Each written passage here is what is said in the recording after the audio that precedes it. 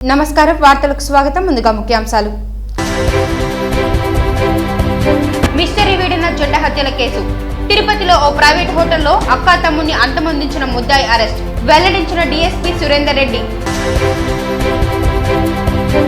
రైతుల కష్ట నష్టాలపై తిరుపతిలో త్వరలో రాష్ట్ర స్థాయి సమావేశం పేర్కొన్న కాపు సంక్షేమ సంఘం రాష్ట్ర కార్యవర్గ సభ్యులు మధుబాబు టీటీడీ చరిత్రలో మొదటిసారి తిరుపతి నగరం అభివృద్ధిపై పలు కీలక నిర్ణయాలను ప్రకటించిన టీటీడీ బోర్డు ప్రతి ఏటా బడ్జెట్లో 1% కార్పొరేట్ సోషల్ రెస్పాన్సిబిలిటీ తరహాలో నిధులు కేటాయించాలని బోర్డు తీర్మానం కల్తీ మద్యంతో రాష్ట్ర ప్రజల ప్రాణాలతో ముఖ్యమంత్రి జగన్ చెలగాటమాడుతున్నాడు మండిపడ్డ భాజపా నాయకులు. వార్తల్లోని వివరాలు. తిరుమలలో టీటీడీ పాలక మండలి సమావేశం ముగిసింది.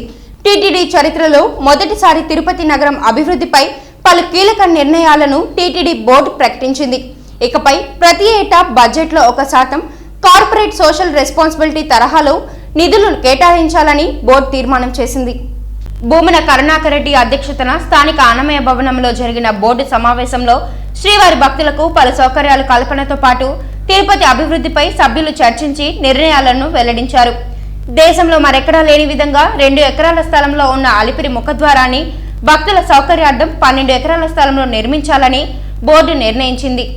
అందులో భాగంగా అలిపిరి మెట్ల మార్గం, రోడ్డు మార్గాలను వెడల్పు చేయడంతో పాటు వేలాది వాహనాల పార్కింగ్ చేసుకునేలా పార్కింగ్ స్థలం ఏర్పాటు, భక్తుల సౌలభ్యం కోసం మౌలిక సదుపాయాలు, వంటగదుల సౌకర్యం కలిగిన షెడ్లను త్వరలో నిర్మించనున్నట్లు చైర్మన్ తెలిపారు. అలాగే అలిపిరి వద్దనున్న గోశాలలో నిత్యం శ్రీ శ్రీనివాస దివ్యానుగ్రహ విశేష హోమాలు నిర్వహించాలని, హిందువులు తమ యొక్క విశేష దినాల్లో యజ్ఞంలో పాల్గొనే అవకాశం కల్పించాలని నిర్ణయం తీసుకుంది. టీటీడీలో ఏళ్ల తరబడి పనిచేస్తున్న పారిశుద్ధ కార్మికులకు 12 నుండి 17,000 రూపాయలకు పైగా జీతం పెంపుదల చేయాలని నిర్ణయం తీసుకున్నారు. అలాగే టీటీడీకి చెందిన Shri Lakshmi Srinivasa manpower corporation లోని ఉద్యోగస్తుల వేతనాల్లో ప్రతి ఏడాది 3% పెంపుతో పాటు వివిధ సొసైటీలలో పనిచేస్తూ కార్పొరేషన్లోకి చేరిన ఉద్యోగులకు 3% జీతం పెంచాలని నిర్ణయించారు. కార్పొరేషన్ ఉద్యోగులకు హెల్త్ స్కీమ్ వర్తింపు, అకాల మరణం చెందితే 2 లక్షల ఆర్థిక సాయం అందజేయాలని తీర్మానం చేశారు. భక్తుల సౌకర్యార్థం 18 కోట్లతో ఔటర్ రింగ్ రోడ్ లో శాశ్వత ధర్మన క్యూ లైన్లు, ఫుడ్ కౌంటర్లు, షెడ్ల నిర్మాణం, 63 ఏళ్ల క్రితం నిర్మించిన పలు కాలేజీలు, విశ్రాంతి గృహాలను తొలగించి కాటేజీ డొనేషన్ల స్కీమ్ కింద కొత్త భవనాల నిర్మాణానికి దాతలను సంస్థ కేటాయించాలని నిర్ణయించింది. టీటీడీ కళ్యాణ మండపాల్లో శుభకార్యాలు చేసుకునే వారికి భక్తి గీతాలతో కూడిన సంగీత విభావరి మాత్రమే అనుమతించాలని బోర్డు నిర్ణయం తీసుకుంది. ఇక ఆధ్యాత్మిక సాహిత్యంతో విశేష కృషి చేసిన గారిమెట్ల బాలకృష్ణ ప్రసాద్ కు పద్మశ్రీ ఇవ్వాలని కేంద్రానికి లేఖ పంపాలని నిర్ణయం తీసుకుంటున్నట్లు చైర్మన్ మీడియాకు తెలిపారు. కల్తీ మద్యంతో రాష్ట్ర ప్రజల ప్రాణాలతో ముఖ్యమంత్రి జగన్ చెలగాటమాడుతున్నారని భాజపా నాయకులు మండిపడ్డారు. తిరుపతి టౌన్ క్లబ్ కూడలిలో మద్యం దుకాణం వద్ద ప్రభుత్వానికి వ్యతిరేకంగా నిరసన చేపట్టారు. తిరుపతి టౌన్ క్లబ్ కూడలిలోని మద్యం దుకాణం వద్ద ప్రభుత్వానికి వ్యతిరేకంగా నిరసన చేపట్టారు. రోడ్డుపై మద్యాన్ని పారబోసి ధర్నా నిర్వహించారు. రాష్ట్రంలో మద్యం వ్యాపారం ద్వారా వేల కోట్ల అవినీతి జరుగుతోందని భాజపా నాయకులు ఆరోపించారు. కల్తీ మద్యంతో ప్రజలు అనారోగ్యం పాలవుతున్నారని, రానున్న కాలంలో ప్రజలు ప్రాణాలు కోల్పోయే ప్రమాదం ఉందన్నారు. మద్యం ద్వారా వచ్చిన ఆదాయంతో సరైన లెక్కలు చూపకుండా దోచుకుంటున్నారని, రాష్ట్రాన్ని మధ్యాంధ్రప్రదేశ్ గా మార్చారని విమర్శించారు. మద్యం ఆర్థిక లావాదేవీలపై సిబిఐ విచారణకు ముఖ్యమంత్రి జగన్ సిద్ధమా అని ప్రశ్నించారు. 2019లో ప్రతిపక్ష నాయకుడిగా ఉన్నటువంటి జగన్మోహన్ రెడ్డి అధికారంలోకి రావడానికి మేము అంచెలంచెలుగా మద్య నిషేధం విధిస్తాము, దీన్ని ఆంధ్రప్రదేశ్ ప్రజల్ని ఈ మద్యం నుంచి కాపాడుతానని చెప్పి మాటిచ్చి మాట తప్పను మడమ తిప్పనని చెప్పి అధికారంలోకి వచ్చిన తర్వాత పూర్తిగా ఆంధ్రప్రదేశ్ని మధ్యాంధ్రప్రదేశ్గా చేసినటువంటి ఘనత జగన్మోహన్ రెడ్డికి దక్కింది. అంతేకాకుండా తన సొంత మనుషుల చేత డిస్టిలరీస్ పెట్టుకొని ఆ మద్యమే ఈరోజు ఆంధ్రప్రదేశ్లో ఏరులై పారుతా ఉంది. మద్యం లావాదేవీలపై సిబిఐ ఎంక్వైరీకి సిద్ధమా అని చెప్పి భారతీయ జనతా పార్టీ జగన్మోహన్ రెడ్డికి ఛాలెంజ్ విసురుతూ ఉంది. ధైర్యము దమ్ముంటే ఈ సిబిఐ ఎంక్వైరీని స్వీకరించాలని చెప్పి, సిబిఐ ఎంక్వైరీకి స్వాగతించాలని చెప్పి భారతీయ జనతా పార్టీ జగన్మోహన్ రెడ్డి డిమాండ్ చేస్తోంది. ఈరోజు పూర్తిగా ఈ మద్యం తాగిన తర్వాత ప్రజలు తీవ్ర ఇబ్బందులకు గురవుతున్నారు, తమ ప్రాణాలు పోగొట్టుకుంటున్నారు. కాబట్టి జగన్ బ్రాండ్ నుంచి ఆంధ్రప్రదేశ్ ప్రజలు విలువలు కాపాడే దిశగా భారతీయ జనతా పార్టీ ప్రయత్నం చేస్తుంది. రాబో రోజుల్లో పూర్తిగా ఈ మధ్యలో జరుగుతుంటే అవినీతిని బయటపెట్టి ఈ అధికార పార్టీకి సంబంధించిన నాయకుల్ని జైలుకి పంపే రోజులు దగ్గరలోనే ఉందని చెప్పి అధికార పార్టీ నాయకుల్ని భారతీయ జనతా పార్టీ తీవ్రంగా హెచ్చరిస్తాను. గతంతో పోలిస్తే 25% లివర్ సిరోసిస్ వ్యాధిన పడిన వారి సంఖ్య పెరిగింది. ఒకవైపు నాసిరకం, ఇంకోవైపు అవినీతి, ఇచ్చినటువంటి హామీని అమలు చేయనటువంటి ఒక దుర్మార్గమైనటువంటి ప్రభుత్వానికి వ్యతిరేకంగా భారతీయ జనతా పార్టీ ఇవాళ ఈ మద్యం పాలసీని రద్దు చేయాలని, అదేవిధంగా దీనిపైన జరుగుతున్నటువంటి అవినీతి పైన సిబిఐ చేత ఎంక్వైరీ చేయించాలని మా రాష్ట్ర అధ్యక్షురాలు పురంధేశ్వరి గారు కేంద్ర హోంమంత్రికి ఇవ్వడం జరిగింది. సిబిఐ ఎంక్వైరీలో వాస్తవాలు తెలుస్తాయి. ఈ ప్రభుత్వం యొక్క నిజ స్వరూపాన్ని ప్రజల ముందు బయట పెట్టేటువంటి క్రమంలో భాగంగా ఇవాళ తిరుపతి నగరంలో ఉన్నటువంటి ప్రభుత్వ దుకాణం వద్ద నిరసన వ్యక్తం చేస్తూ ఈ బాటిల్స్ పగలగొట్టడం జరిగింది. రాష్ట్ర ప్రభుత్వం విద్యుత్ ఛార్జీలను మునుపెన్నడూ లేని విధంగా విపరీతంగా పెంచి ప్రజలపై భారం పెంచుతోందని, వచ్చే ఎన్నికల్లో ప్రజానికం ఈ ప్రభుత్వాన్ని సాగనంపడం తథ్యమని వామపక్ష నేతలు, రైతు సంఘం నాయకులు స్పష్టం చేశారు. సోమవారం వామపక్ష పార్టీల పిలుపు మేరకు విద్యుత్ ఛార్జీల పెంపుకు నిరసనగా రాష్ట్ర వ్యాప్త నిరసన కార్యక్రమంలో భాగంగా చిత్తూరు గాంధీ విగ్రహం వద్ద సిపిఐ, సిపిఎం రైతు సంఘం నేతలు నిరసన కార్యక్రమం నిర్వహించారు. ఈ సందర్భంగా సిపిఐ, సిపిఎం జిల్లా కార్యదర్శులు ఎస్ నాగరాజన్, వి గంగరాజు, ఏపీ రైతు సంఘం జిల్లా అధ్యక్షుడు టి జనార్దన్లు మాట్లాడుతూ కేంద్ర ప్రభుత్వం వద్ద 0.5% అదనపు అప్పు కోసమే విద్యుత్ సంస్కరణలు అమలుపరుస్తూ ట్రాన్స్ఫార్మర్స్, సబ్స్టేషన్లు ప్రైవేట్ పరం చేయడం వల్లనే విద్యుత్ ఛార్జీలను విపరీతంగా పెంచడం జరుగుతోందని తెలిపారు. గృహ విద్యుత్ బిల్లులు ప్రతి నెల అమాంతంగా పెరిగిపోతున్నాయని, దానితో ప్రజానికం చెల్లించలేక లబోదిబోమనే పరిస్థితి నెలకొందని పేర్కొన్నారు. విద్యుత్ బిల్లులలో సర్దుబాటు ఛార్జీలు, ట్రూ ఆఫ్ ఛార్జీలు, ఇంధనం సుంకం, సర్ఛార్జీల పేరుతో నెల నెల ప్రజలపై భారాలు మోపుతున్నారని తెలిపారు. రైతాంగంకు ఇచ్చే ఉచిత విద్యుత్కు మంగళం పాడేందుకు వ్యవసాయ మోటార్లకు స్మార్ట్ మీటర్లు పెట్టే కార్యక్రమానికి శ్రీకారం చుట్టారని పేర్కొన్నారు. వాటిలో కూడా కమిషన్లు కొట్టేందుకే 3,500 రూపాయల మీటర్ను 25,000కు కొనుగోలు చేస్తున్నారని అన్నారు. గత ప్రభుత్వాలు విద్యుత్ ఛార్జీల పెంపు వల్లనే ప్రజాగ్రహానికి గురై అధికారం కోల్పోవాల్సి వచ్చిందని, ఈ ప్రభుత్వానికి కూడా ఇక నూకలు చెల్లినట్లేనని తెలిపారు. జిల్లా వ్యాప్తంగా ఈ నిరసన కార్యక్రమం వారం పాటు నిర్వహించనున్నట్లు వారు పేర్కొన్నారు.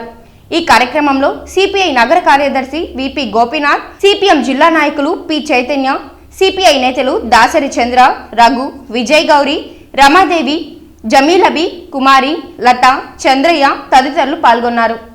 తిరుమల శ్రీవారి ఆలయంతో పాటు టీటీడీ అనుబంధ ఆలయాల్లో ప్రసాదాలను తయారు చేసే పోర్టులో పనిచేస్తున్న సిబ్బంది చాలీచాలని జీతాలతో అనేక ఇబ్బందులు ఎదుర్కొంటున్నారు. వారితో టీటీడీ చైర్మన్ అధికారులు ప్రత్యేక సమావేశం ఏర్పాటు చేసి వారి సాధక బాధలను ఆలకించి న్యాయం చేయాలని రాయలసీమ పోరాట సమితి కన్వీనర్ నవీన్ కుమార్ రెడ్డి డిమాండ్ చేశారు. మన భారతదేశంలో హిందూ సంస్కృతి సంప్రదాయాలకు, దేవాలయాలకు ఎంతో ప్రాధాన్యత ఉంది. హిందూ దేవాలయాల్లో పనిచేస్తున్నటువంటి అర్చక, వేద పారాయణ, పాచక, పరిచారకులు కీలక భూమిక పోషిస్తున్నారు. టీటీడీ ఆలయాల్లో ప్రతినిత్యం జరిగే సంకల్పంతో అర్చక, పాచక, పరిచారక, వేద పారాయణం అని సంకల్పం చేస్తారు. దీన్ని బట్టి ఆలయ సంప్రదాయాలలో పాచక అంటే పోటు బ్రాహ్మణులకు, స్వాములకు ఉన్న ప్రాధాన్యత స్పష్టంగా తెలుస్తుంది. తిరుమల తిరుపతి దేవస్థానంలో 25 సంవత్సరాలకు పైగా స్వామివారికి ముఖ్యమైన అభిషేక, అలంకార అర్చనల తర్వాత నైవేద్యం సమర్పించే ప్రసాదాలను ఎంతో కష్టపడి, ఓర్పుగా, నేర్పుగా, రుచిగా, శుచిగా, శుభ్రంగా ఆలయ సంప్రదాయాల ప్రకారం నివేదనమును సమర్పించడంలో పోటులో పనిచేసే బ్రాహ్మణులను పోటు వర్కర్స్ గా పిలవడం వారి ఆత్మ గౌరవాన్ని, మనోభావాలను కించపరచడమే.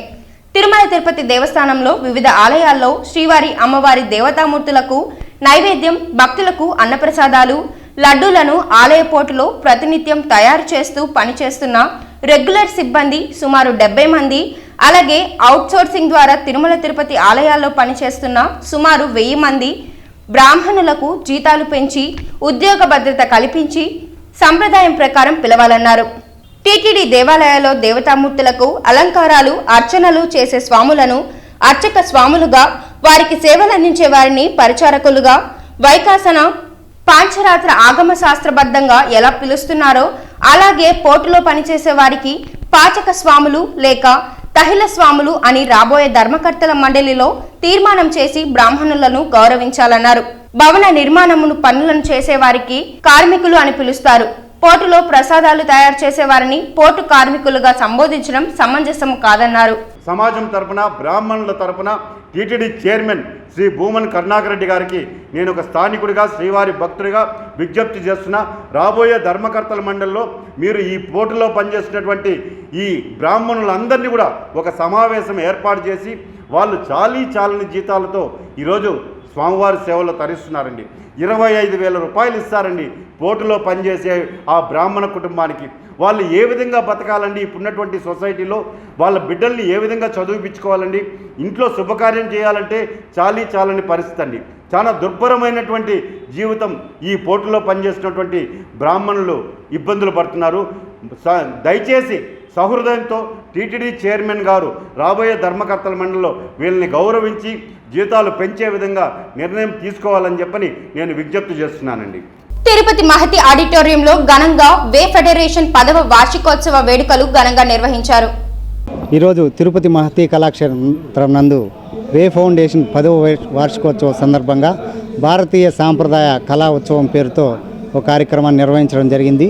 ఈ కార్యక్రమానికి అన్ని పాఠశాలల నుంచి విద్యార్థులు మన భారతీయ సంస్కృతిని సాంప్రదాయాలని తెలియజేసేటువంటి నృత్యాలతో అలరించడం జరిగింది. గత 10 సంవత్సరాలుగా మీకు అందరికీ తెలుసు, వే ఫౌండేషన్ ద్వారా అనేక సేవా కార్యక్రమాలలో రాష్ట్ర జాతీయ అంతర్జాతీయ స్థాయిలో అనేక కార్యక్రమాలు కూడా నిర్వహిస్తున్నాం. ఈ కార్యక్రమానికి మాకు సహకారం అందించినటువంటి సంఘమిత్ర వారికి మరియు రీచ్ గ్లోబల్ ఫౌండేషన్ వారికి సవినయంగా కృతజ్ఞతలు తెలియజేస్తున్నాం. మన భారతీయ సంస్కృతి సాంప్రదాయం కళలు వ్యక్తిత్వ పోటీలు మరియు వ్యాసరచన పోటీలు కూడా నిర్వహించడం జరిగింది. సుమారు 37 పాఠశాలల నుంచి ఈ పోటీల్లో పాల్గొన్నారు. వారందరికీ కూడా ఇక్కడ బహుమతి ప్రదానం ఉంటుంది. గెలిచిన వారికి ప్రశంసా పత్రాలు, మెడల్స్. ఇప్పుడు వే ఫౌండేషన్ చేస్తున్న కార్యక్రమాలకు బాగా అభినందనలు తెలియజేస్తూ విద్యా పరిరక్షణ సమితితో కూడా ప్రారంభమై ఇప్పుడు తిరుపతిలో మొట్టమొదటిసారిగా ఎన్జిఓలను ఒక వేదిక మీదకి తీసుకురావడం జరిగింది. ఎన్జిఓలే కాకుండా సోషల్ యాక్టివిస్టులు ఉన్న వారిని అందరినీ వేదిక మీద తీసుకొని దాని పేరే సంఘమిత్ర, దాన్ని ఇంగ్లీష్లో కన్సార్టియం ఆఫ్ ఎన్జిఓస్ అంటారు. అది ప్రారంభమైన మొట్టమొదటిగా చేసిన ప్రోగ్రాం ఇది మహతి. ముఖ్యంగా టీటీడీ వారికి మేము ధన్యవాదాలు తెలియజేస్తున్నాం. మొట్టమొదటిసారి మహతిని ఇక్కడ అవకాశం ఇవ్వడం వల్ల ఇండియన్ ట్రెడిషనల్ కల్చరల్ ఫెస్టివల్ 2023 మొట్టమొదటిసారి ప్రారంభం చేస్తాం. మొట్టమొదటిసారి ఇంత ట్రెమెండస్ రెస్పాన్స్ రావడం వల్ల ఇక్కడ ఏముందంటే విద్యార్థులకు ఒక రకమైన సృజనాత్మకత ఉన్నదాన్ని ప్రదర్శించడానికి అవకాశం ఏర్పడింది. అలాగే ఇప్పుడు భిన్నత్వంలో ఏకత్వము అనే ఒక అంశాన్ని ఎక్కువగా ఈ కార్యక్రమంలో ఫోకస్ చేయబోతున్నాం. భిన్నత్వంలో ఏకత్వం ద్వారా భారతదేశంలో ఉన్న డ్యాన్స్ ఫామ్స్ ఉన్నాయి కదా, ఆ డ్యాన్స్ ఫామ్స్ని ఈరోజు వేదిక పైన ప్రదర్శించడం ద్వారా జాతీయ సమైక్యతకు ఉపయోగపడే అవకాశం ఉంది. ఈ భావాలను పెంపొందించడంలో చేస్తున్న ప్రయత్నంతో భాగంగా 2024లో జరిగే ఇదే ఇండియన్ కల్చరల్ ఫెస్టివల్లో ఆ రాష్ట్రాల నుంచే ప్రత్యక్షంగా పిలిపించడానికి ప్రయత్నాలు జరుగుతున్నాయి. ధన్యవాదాలు. రాష్ట్రంలో రైతులు ఎదుర్కొంటున్న కష్ట నష్టాలపై త్వరలో తిరుపతిలో రాష్ట్ర స్థాయి సమావేశం నిర్వహించనున్నట్లు కాపు సంక్షేమ సేవ రాష్ట్ర కార్యవర్గ సభ్యులు బత్తిన మధుబాబు తెలిపారు.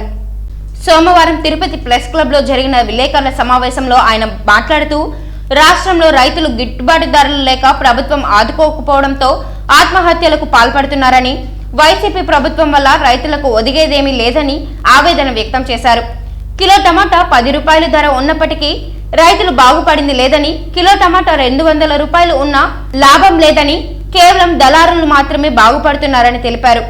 రైతులకు గిట్టుబాటు ధరలు కల్పించి వారికి ఆర్థికంగా ఆదుకోవాల్సిన బాధ్యత రాష్ట్ర ప్రభుత్వంపై ఎంతైనా ఉందని మధుబాబు హెచ్చరించారు. కాపు సంక్షేమ సేవ రాష్ట్ర అధ్యక్షులు హరిరామ జోగయ్య ఆదేశాల మేరకు తిరుపతిలో రైతులు రాష్ట్ర స్థాయి సమావేశం నిర్వహించి వారు ఎదుర్కొంటున్న కష్ట నష్టాలు తెలుసుకుని జనసేన పార్టీ అధ్యక్షులు పవన్ కళ్యాణ్ కు వివరించినట్లు పేర్కొన్నారు. ఈ సమావేశంలో కాపు సంక్షేమ సేవ జిల్లా అధ్యక్షులు హిమవంతరాయులు, కాపు సంక్షేమ సేవ నాయకులు కొండా రాజమోహన్, హరికృష్ణ, వంశీ రమేష్ పాల్గొన్నారు. ఎందుకంటే రైతే రాజు, రేపు రైతు రాజ్యం రావాలి. ఒక పంట పండించి దాన్ని ఏమిచ్చా అమ్ముకోలేక, కోసుకోలేక, తీసుకురాలేక రోడ్డు మీద పడేసే దీన స్థితిలో ఉంటే ఏం చేస్తుంది గవర్నమెంట్? ఈ రైతులందరూ వెళ్ళి కలెక్టర్ గారికి అర్జీలు పెట్టుకున్నారు. సార్ కనీసం 3 రూపాయలు పోతుంది కిలో, 10 రూపాయలు ఎక్కడన్నా కొని. ఇంతకుముందు 2017లో చంద్రబాబు నాయుడు గవర్నమెంట్లో అలా కొన్నారు. 10 రూపాయలు మా లాస్ అని కనీసం దానన్నా మీరు తీస్తే మేము కొంచెం రోడ్డు మీద నుంచి బయటపడతామని అడిగితే ఏ రోజు ఏ అధికారి స్పందించలేదు. ఎందుకంటే అందరికీ 3 పూట్ల అన్నం నోటికి పోతుంది, తృప్తిగా పోతుంది. ఆ అన్నం యాని చూస్తుంది. ఒక రైతు కష్టపడి నడ్డికి ఆయన పండించిన రైతు దగ్గర నుంచి వస్తుంది మనకు ఆహారం. దాన్ని సరిగ్గా ఆలోచించక ఈ అధికారులు నాయకులు మీకు కూడా బాధ్యత లేదా? కాపు సంక్షేమ సేన ఈరోజు నడుము కట్టింది. కాపు జాతి అంటే కాపు కాసేవాళ్ళు. వీళ్ళు ఇన్ని రోజులు ఏ వనభోజనాలు విహారయాత్రలు కాకుండా ఒక సేవా కార్యక్రమంతో కాపు సంక్షేమం ముందుకు వచ్చింది. ఈరోజు మొట్టమొదటిసారిగా రైతు విభాగం ఒకటి పెట్టి రైతు విభాగం కోసం ఈరోజు కష్టపడుతోంది. రైతుల కోసం కష్టపడుతుంది కాపు సంక్షేమ సేన. కాపు సంక్షేమ సేన జనసేనకు అనుబంధ సంస్థ. జనసేన పార్టీ గెలవాలని కోరుకునే పార్టీలో మొదటి ఉంటాము. పవన్ కళ్యాణ్ గారు చెప్తే బాయిలో దొప్పుకుంటే బాయిలో దొక్కుతాం. మేము మా నేచర్ అది. మేము ఖచ్చితంగా రైతుల కోసం పోరాడతాము. జిల్లాలో రాష్ట్రంలో ఎక్కడెక్కడ రైతులు ఉన్నారో వాళ్ళని ప్రత్యక్షంగా కలుస్తాము. వాళ్ళ సమస్యలు మేము వింటాము. వాళ్ళ ద్వారా ఆ రైతుల ద్వారా వాళ్ళ కష్టాలు తెలుసుకొని ఈ గవర్నమెంట్ మెడలు వంచి వాళ్ళకి తగిన న్యాయం చేపిస్తాము. వీళ్ళు న్యాయం చేయలేని పక్షంలో రాబోయేది మా గవర్నమెంటు ఖచ్చితంగా రైతు రాజ్యంగా మారుస్తామని ఈ సందర్భంగా చెప్తున్నాం. స్పందన కార్యక్రమంలో వచ్చిన అర్జీలకు అత్యంత ప్రాధాన్యత ఇవ్వాలని, నిర్ణీత కాల వ్యవధి లోపల ప్రజలు అందజేసిన సమస్యల అర్జీలకు అర్థవంతంగా పరిష్కారం చూపాలని తిరుపతి జిల్లా కలెక్టర్ కె వెంకటరమణారెడ్డి అధికారులను ఆదేశించారు. సోమవారం ఉదయం కలెక్టరేట్లో నిర్వహించిన స్పందన కార్యక్రమంలో ఎస్డీసీలు, GNSS Kodandaramireddy, APIIC Srinivasulu, protocol Bhaskar నాయుడుతో కలిసి స్పందన గ్రీవెన్స్ అర్జీలను స్వీకరించారు. వీరితో పాటు కలెక్టరేట్ ఏవో జయరాములు జిల్లాలో వివిధ ప్రాంతాల నుండి వచ్చిన అర్జీదారుల నుండి వినతులను స్వీకరించారు. స్పందన ఆన్లైన్ నమోదు రసీదులను అందించారు. జిల్లా అధికారులు వచ్చిన అర్జీలను సకాలంలో పరిష్కరించాల్సిందిగా స్పందనకు హాజరైన వివిధ శాఖలకు సంబంధించిన జిల్లా అధికారులను కలెక్టర్ ఆదేశించారు. జగనన్న ఆరోగ్య సురక్ష కార్యక్రమం ఈ రోజు శ్రీకాళహస్తి మండలంలోని ఇనగలూరు సచివాలయం పరిధిలో నిర్వహించారు. ఈ కార్యక్రమానికి ముఖ్య అతిథిగా శ్రీకాళహస్తి ఎమ్మెల్యే బియ్యపు మధుసూదన్ రెడ్డి కుమార్తె బియ్యపు పవిత్రారెడ్డి పాల్గొన్నారు. ఈ కార్యక్రమానికి ముఖ్య అతిథిగా శ్రీకాళహస్తి ఎమ్మెల్యే బియ్యపు మధుసూదన్ రెడ్డి కుమార్తె పవిత్రారెడ్డి పాల్గొన్నారు.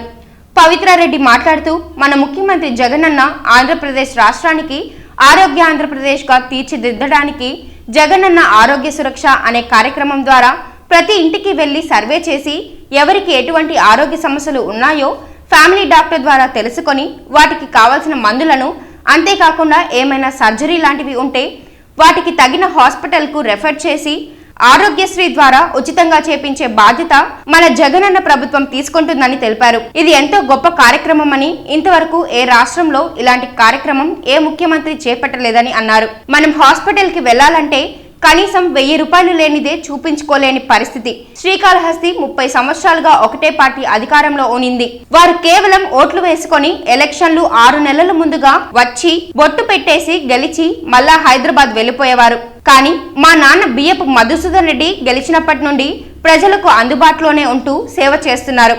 30 సంవత్సరాల్లో వాళ్ళు చేయలేనిది మన ఎమ్మెల్యే బియ్యపు మధుసూదన్ రెడ్డి శ్రీకాళహస్తి నుంచి పల్లం డబుల్ రోడ్ శాంక్షన్ చేయించి 20 కోట్ల రూపాయల వ్యయంతో రోడ్డు పనులు జరుగుతున్నాయని తెలిపారు. ఈ కార్యక్రమంలో శ్రీకాళహస్తి మండల అధ్యక్షులు వయ్యాల కృష్ణారెడ్డి, సర్పంచ్ నాగరాజు, వెంకటరెడ్డి, పాపయ్య, సీతారామయ్య తదితరులు పాల్గొన్నారు.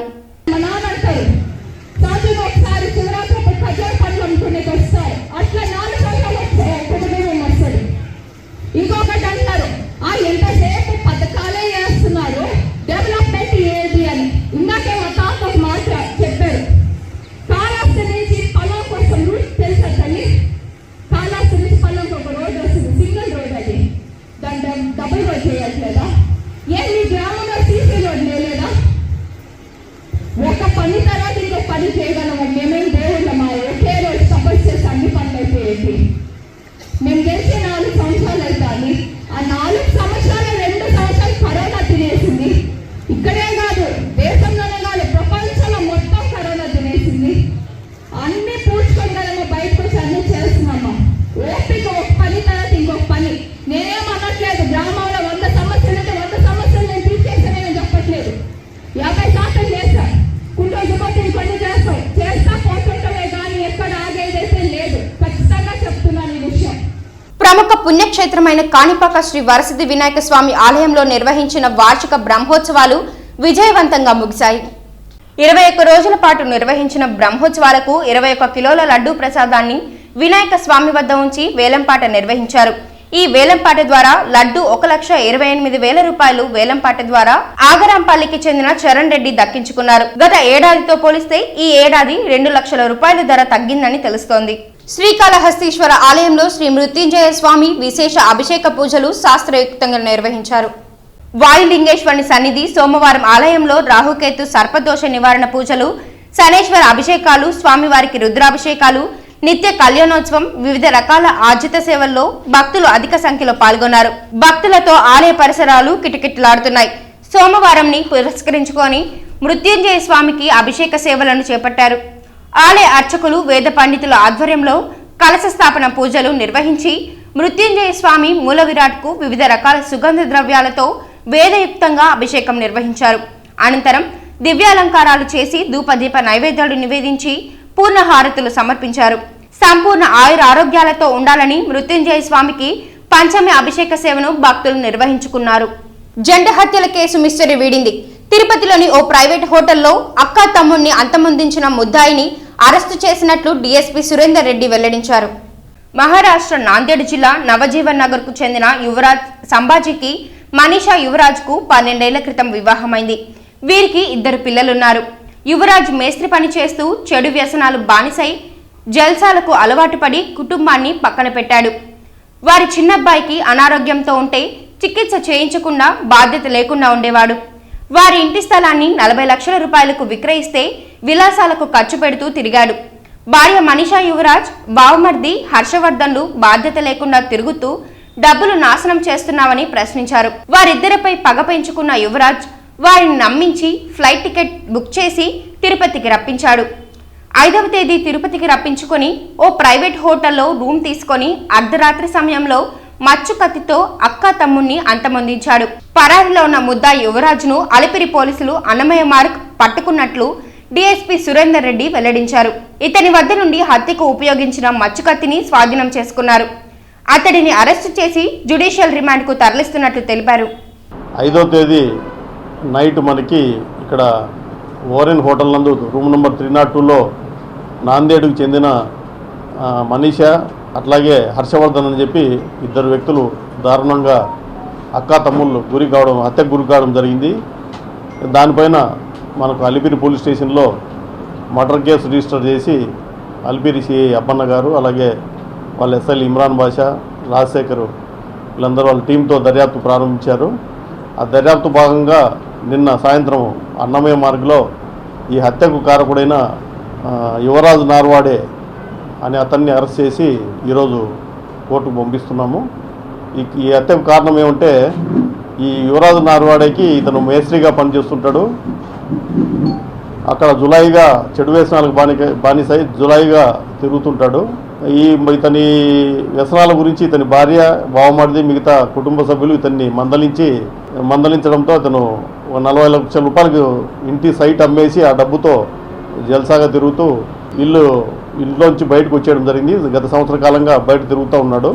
అయితే ఎలాగైనా వీళ్ళిద్దరూ అతని భార్య, అతని బావమరిది పైన గతంలో ఇతన్ని కొట్టి ఇంట్లోంచి తరిమేశారని చెప్పే ఉద్దేశంతో కక్ష పెంచుకొని వీళ్ళని ఎలాగైనా హతమార్చాలనే ఉద్దేశంతో ఇతను గత 1వ తేదీ నాడే తిరుపతికి వచ్చి ఆ తిరుపతికి వచ్చిన తర్వాత 5వ తేదీ నాడు వీళ్ళకి అక్కడి నుంచి నాందేడ్ నుంచి హైదరాబాద్ వరకు ట్రైన్లో, అట్లాగే హైదరాబాద్ నుంచి ఇక్కడి వరకు ఫ్లైట్లో టికెట్లు బుక్ చేసి ఇక్కడికి పిలిపించి ఈ hotel Orion room number 302 book చేసి వాళ్ళతో గొడవపడి రాత్రిపూట వాళ్ళు నిద్రించే సమయంలో కత్తి తీసుకుని దారుణంగా వాళ్ళని స్టాప్ చేసి చంపడం జరిగింది.